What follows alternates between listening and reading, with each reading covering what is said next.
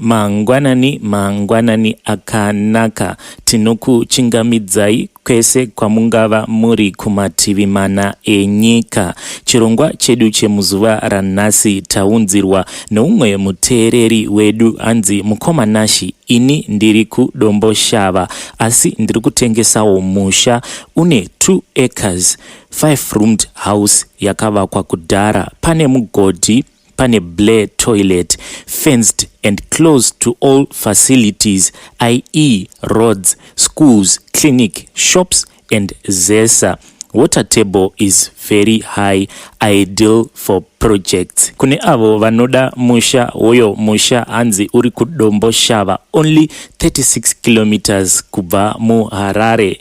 Saka you can just inbox me ndobva ndakusanganidzai nemuteereri wedu uyu. Zvekare ndinoda kutenda mukoma vandakaita navo conversation nezuro. Izvi zvabva zvakonzera kuti vanhu vakawanda vauye nema confessions avo with confidence. Regai tibva tapinda muma confessions edu emuzuva ranhasi. Hanzi, hi admin, please post for me. Ini I am a lady ane makore 36. My story yakamira seizvi. Ndiri munhu akakura achigara nasekuru nagogo because I lost my parents when I was 7 years old. Ndakarerwa ndikakura but ndakati ndava kusvika kuma 16 years pane zvandaiona zvaiitika pamba pedu. Ndaiti ndikaona zvinhu izvi ndikaudza gogo kana sekuru vaingonditi ndinohumana. Ndaiti kana zuva radoka zviye ndaitanga kuona tuvana twechidiki pachivanze chedu. Tuvana utu twaiva 5 but ndaingotuona time dzekubika chete kumanheru. Pandaibika chikafu gogo vaingoti ndibike chakawanda ndonotsveta kubedroom kwavo. Muriwo ndaibika poto 2, umwe wacho waisaiswa sauti. Ndaingobika ndosiya husina munyu ndonotsveta kumba kwa mbuya. Ndaizongonotora mapoto mangwana kuseni. Zvinhu izvi zvinhu zvakandivhiringidza mukukura kwangu ndichishaya kuti zvaimbova zvii uye zvairevei. But ndichikura ndakatanga kunzwisisa kuti ambuya vangu nasekuru vaiva nezvidhoma. Pakazouya muroora wavo akati auya kuzovarakidza mwana achangobva kubatsirwa. That night we did not sleep. Mwana achichema zvekutoda kufa chaiko. Takaedza kupfungaidza zvese zvataifunga kuti zvingabatsira but hapana chakashanda. Mazamu emuroora akangotanga kuchucha mukaka ega. Apa mwana airamba kuyamwa. Vakambotanga vachaisa zvijira kugumisira vazoita zvekuchingidzira bucket. Mukaka ukasvika muhalf ye9 liters. Kwakabva kwazotanga kubuda ropa. Munhu anga angoti rakata pasi asisakwanisi chero kuita sei. Ndakangonyararidza mwana ndega. Ndakadeedza sekuru nagogo vakauya ndokuwana kuti muroora ainge angorara akati zii. Gogo nasekuru vakabva vati ivo vari kuda kutora muroora nemwana vaende naye kuhospital. Asi ini ndakazviona kuti situation iyi yaivapo yaisada chipatara. Takarara takagara tese musha wese takarinda muroora uyu kusvika kwaedza. Kwakati kuchiedza muroora akangoti ndava kuda kudzokera ndiendesei kumba kwedu nekuti ndikarara pano futi nhasi kunze hakuedze. Akaperekedzwa ndokukwidzwa bhazi ndokuendeswa ega nemwana wake nekurwara kwaaiita. That same night ndakazoti ndarara ndega semazuva ose. Ndakabva ndatanga kurwadziwa nemazamu zvekuti mazamu angu akamuka akazvimba ndisingakwanisi chero kusimudza maoko. Apa anga ava kubuditsa mvura, minyatso yakatsemuka. Ndakabva ndangoshinga ndokumuka kuma 5 ndikaenda kune umwe muprofita ndikanobatsirwa. Ndikaudzwa kuti ndiri kuyamwiwa nezvinhu uye akabva atsanangura nhau yemuroora uya. Akati zvinhu zvambuya vako zvakaravira mukaka wemuzvere saka yatova hondo yawatarisana nayo. Zvisinei ndichakupa muteuro. Ndakapiwa muteuro uya wekuti ndigeze nawo nekuzora ndikadzokera kumba. Ndakasvika ndikashandisa minamato iya ndiri zii handina kana wandakaudza. Ndakazora ndava kurara. That night I slept very well but ndaingonzwa mhere kumba kwa mbuya vangu. Kwakati kuchinoedza tichimuka gogo vakamukawo vakazvimba mazamu vasingagoni kana kufamba. Ini handina kana chandakataura, ndakangovatarisa ndokunyarara. Havana kuda kuenda kuchipatara kana kuchechi, vakangogara kusvika vazoita right vega. Vakazoti vapora vakatanga kundituka vachiti, iwe wangwarisa, ndava kufanira kukudzinga pamba pano. Vakabva vazondidzinga ndikaenda hangu kuna sisi vamama vangu. Ndakazoroorwa ndikaita nhumbu, but nhumbu dzaingobva dzega. Ndakabva nhumbu almost 8 times ndikazobara mwana wechi9, but akabva aramba kuyamwa zvachose. Now at my age ndine mwana umwe chete. Ini nemurume wangu we have been trying for another child, but zviri kuramba. Last time takambofamba tikabva tabata gogo nasekuru vangu, asi kuti tibatsirwe hanzi zvinonetsa nekuti pane zvinhu zvavakasiya vacherera pamusha pavo. I was planning kuti pandinozoenda kumusha ndichatsvaka further help, ndoenda ndonoona kuti zvii zvavakasiya vacherera izvo zviri kutadzisa kuti ndibatire pamuviri. Ndiyo yanga iri nyaya yahaidhi. Regai tiende panyaya yedu inotevera. Hanzi hide my name mukomanashi. Ini ndatambura vedu we. I am 27 years. Handisati ndarorwa hangu, but problem yangu iri pakuti ndinoenda kuma periods 10 days mufunge kubva ndichitanga kugeza, uyezve pamwe pacho ndinotoenda kaviri. Iyi hama dzangu ndatambura shemu. Masowe ndakaenda, kana dziri tambo ndakanzwa nekusunga muchiuno kuti ndiganhurwe mazuva, asi hapana kana chakachinja. Kuchibhoyi ndakaenda zvekare. Imiwe ndakanwa mishonga yakawandisa. Iko zvino ndasvika pakunzwa kuti ndaneta manje, handichina kana kwandiri kuenda kunobatsirwa. Iyi masowe vakapedzisira voti, ukazvara zvinogona kupera, unotogeza 3 days. Apo ndine jeko. Vamwe vanoti chirumo. Chokwadika, anondiroora ndiani neproblem yangu iyoyi, cause iko zvino ndakura, ndakudawo kuroorwa vedu we, but murume wacho angasatiza here mumba. Zvokwadi ini ndichigeza mazuva 10 kudero. Thanks kune vachabatsirawo vedu we. Pamuchaposta my story ndatambura hama we, ichi chipo chekuti ndinogeza mwedzi wese. Handizorori. Pamwedzi ndinoshandisa 4 packs dzemapads, cause ndinoenda kaviri, mwedzi uchitanga mwedzi uchinopera. Kubatsirana guys, ndinotenda kune vachaisa macomments anobatsira. Ndiyo yanga iri nyaya yahaidhi. Kana kuine vanokwanisa kubatsira mwanasikana uyu, ndibatei tione kuti anobatsirikana here. My challenge is, kana wakateerera uchiziva kuti une munhu wawakabatira mishonga, chimbouyaka utipewo confession yako, tinzwisise kuti chakakukonzeresa kuti uzobata mishonga inokanganisa vamwe chii, nekuti tiri kuda kunzwawo the other side of the story. Regai tiende panyaya yedu inotevera. Hanzi mukomanashi, hai, please ndivigeiwo. Mukoma, I need deliverance chaiyo, and my prayers is dai Mwari vandibatsira ndagona kukunda hondo iyi. Ini ndiri murume ane makore 27. I am single. I slept nemukadzi once zvikabva zvaperera ipapo when I was 22.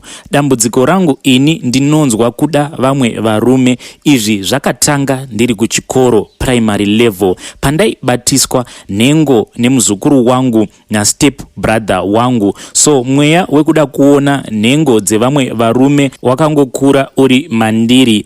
Up to pandakazouya kuno kuSouth Africa zvakabva zvava wese. Ndakasvikira kune imwe church, ndokubva ndatoita munyama, ndokuwana kuti mufundisi veko vaitovawo munhu anodanana nevamwe vanhurume. Ndakavaudza dambudziko rangu, vakabva vatondilinka nevamwe vanhurume. Instead of praying for me, vakatondipa vamwe varume. Kutaura pachokwadi, nyaya yangu iyi hapana kana chinonakidza pairi. It's an embarrassment panyika, zvekutoti dai ndawana vanodawo kundibatsira ndabuda mumweya yetsvina iyi, ndisanakirwa nekuchiva vamwe varume. What I really know, it's a marine spirit inotokushandisa usingazivi, because kunyangwe pabasa so hakuna murume asingade kufanana neni. I am very helpful man, but no one knows kuti what is using me. Ndikaenda kumasowe, they just told me kuti mune mweya wenjuzu,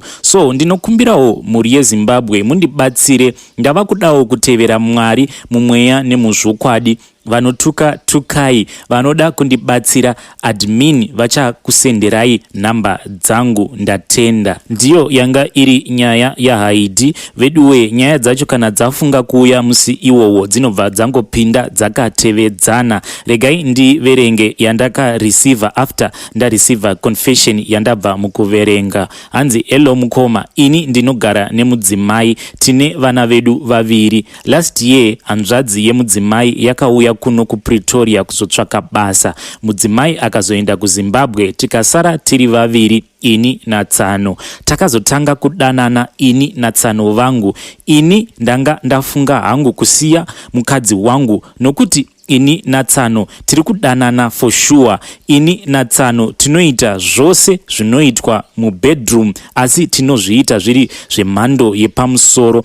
Ini ndanga ndafunga kusiya mudzimai ndichigara hangu ndodanana naTsano. Problem ndiye kuti Tsano vari kuti ivo havadi kuti tiite kunge tava pabarika, vari kungoti tinongoita hedu tichiita zvekubirana. Manje ini ndiri kutya kuti tinozopedzisira tabatwa nerimwe ramazuva. Handizivi kuti ndovamanikidza kuita barika here kana kuti ndongobuda hangu ndotsvaka umwe munhurume wekudanana naye full time. Ndipeiwo mazano. Vaya vezvituko ngazviuye hazvo, ndatenda. Ndiyo yanga iri confession yahaidhi. Regai tiende panyaya yedu inotevera. Hanzi, hi Nashi, please post for me. Ini ndiri mukomana ane makore 36 years. Nyaya yangu yakadai, ndakakura ndichigara naambuya amai vababa vangu, but vabereki vangu vaiva vapenyu zvavo, asi nekuda kwekuti gogo vaindifarira uye vainge vasina munhu wekugara naye, gogo vangu vaindida ende vaindibata zvakanaka, painge pasina problem zvachose. Problem yakazouya ndava ne15 years. At the age of 15, gogo vangu vakatanga kungondiitira zvimwe zvinhu zvandaisanzwisisa kuti vaida kuedza kuita sei. Umwe musi vakandidana muimba yavo yekurara, vakandigarisa pasi, vakatanga kutaura neni vachiti mwana wemwana wangu wakura, iko zvino wavajaya, pane zvinhu zvaunofanira kudzidza nekuziva zvauchasangana nazvo mukurarama. Vakabva vandibvunza kuti wakamborara nemusikana here? Ini ndikati kwete gogo.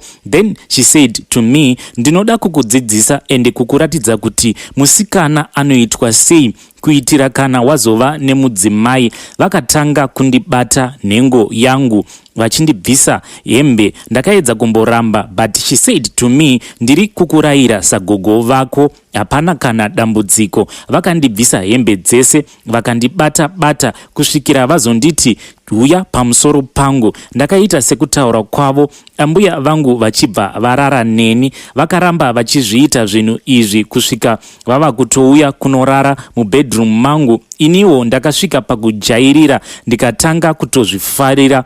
Ndakazodzidza, ndikapedza chikoro, ndikaenda kuuniversity. Gogo vachingondichengeta, vaindiitira zvese, vaindipa even mota yavo kuti ndishandise, vaindipa kunyangwe kadhi ravo rekubhengi nepini ndaitoiziva. Ndakazoti ndawana musikana wandaida, ndikaenda kunovaratidza, havana kufara naye.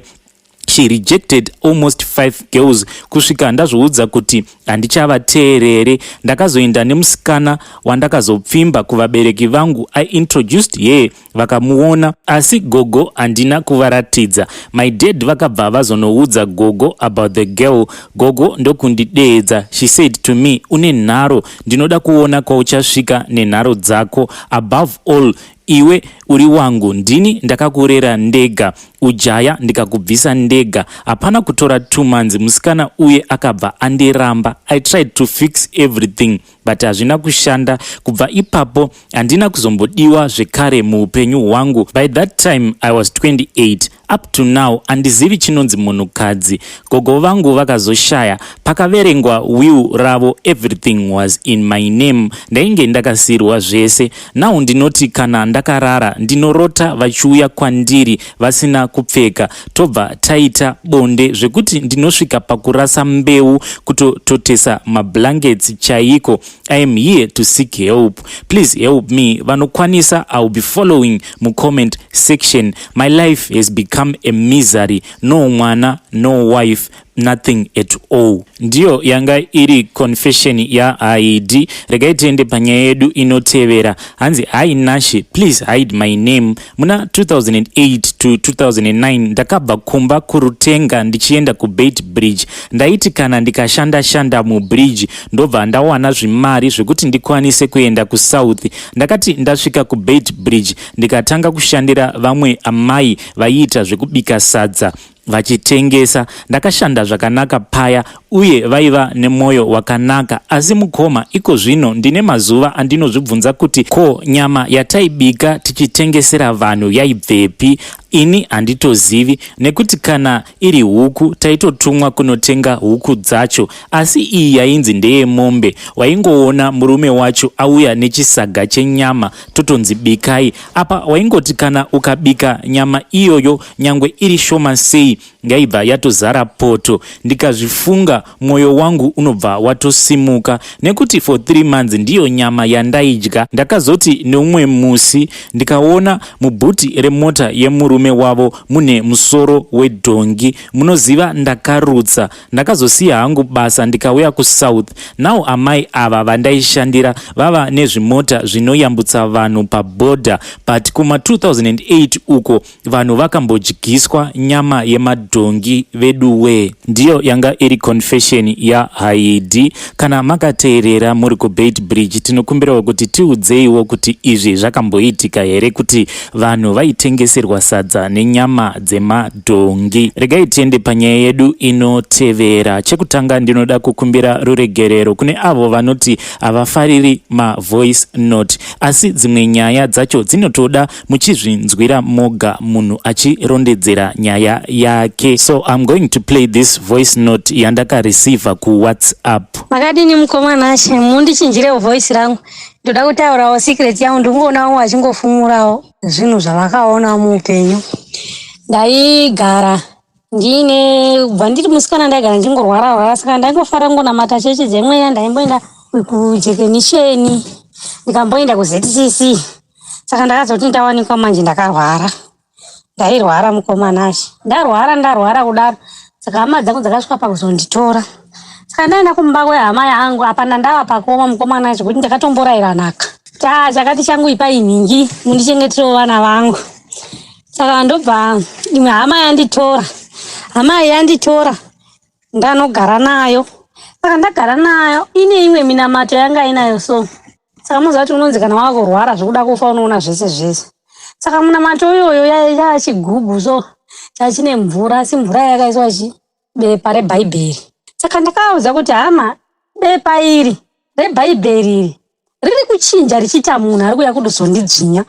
Saka ivo vanhu vefamily yangu vakataura kuti inini maybe dzakurasika njere, but zvinhu zvandaitoziva nanhasi ndotongozviziva. Saka ndati bepa iri makariwanepi? Ndakaripiwa mukunganga hanzi mushonga welake kuti ndiite mabasa. Bhaibheri harina basa tete, handi Bhaibheri here. Bhaibheri harina basa. Ndikati aiwa, but Bhaibheri renyiri kai munhu mukutobuda munhu muBhaibheri umomu ari kuuya achida kundidzinya.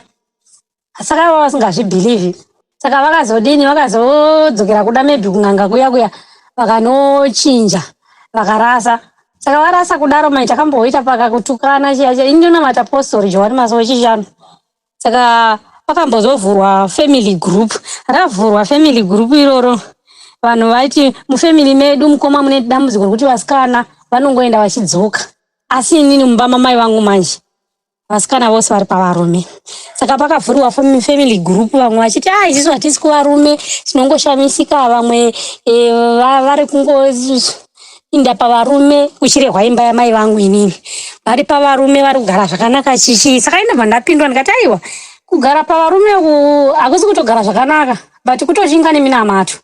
Saka vaya vandakambogara navo ndikaona bepa rebhaibheri raiva muchigubhu vachiti munamato vakapiwa kun'anga welaki ndobva vandivinga kuinbox kuti iwewe matauro ako uri kuti hati usi kuwada sei uchingoti hei minamato wati saka ndobva ndangoramba ndichipindira kugurupu ndichiti aiwa ini nhava ndakaudzwa ndakainga tiita ichoto kumba kwedu saka ndati ngakuita ichoto kumba kwedu muziva kuti kausinganamate zvachirehwa namukoma ndateerera mukoma wangaitaura vamutaura navo pafoni ataona kuti kana uchinamata rudzi rwenyu usinganamati manje rune rushereketa ukangonamata unovengwa saka vamwe vakati choto ichi tochiita semai ndikati ndakatodza choto ngachiitirwe pamba pandakabarirwa inini saka dzimwe family dzakabvuma remumba mangu inini ndovairamba saka varamba kuderova kundiataka manje hei iwewe ndiye unoda kuzvedza unoziva ndikati handisi kuziva handisi kubetsera munhu wese here kuitiwa kwechoto nevane zvinhu zvavo zvichafumurwa isi tongoda kuti vasikana vawanikwe munhu zvinonakidza here kuti munongoti unowawanikwa wodzoka